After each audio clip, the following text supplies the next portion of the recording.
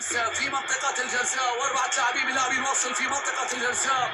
كرة ثابتة، تقدم دفاعات الوصل، الدفاعات التي لا تتوقف عن الهجوم، لكن كايو وليما ممكن يلعبونها قصيرة وياخذون بعد فيها شوي ويسولفون مع بعض، يسوونها الاثنين، يسوونها. نعم، يلعبونها الان قصيرة. وشوف فابيو ليما يكسب فيها وقت، يكسب فيها خطأ. الكرة بترجع إلى خيمي، خيمي إلى ليما، الكرة إلى خارج الملعب، الخطأ. رمية تماس.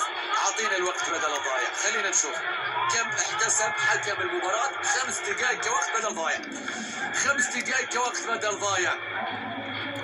هل تخبئ لنا شيئا؟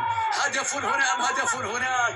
الكرة بترجع مرة أخرى إلى فابيو ليما، فابيو ليما في مكان، تعود الكرة بعد ذلك من جديد، وصلت عن طريق اللاعب الواضح في الصورة اللي بغير الاتجاه، سانكاي، عادت إلى سمير، إنه ينهض، يريد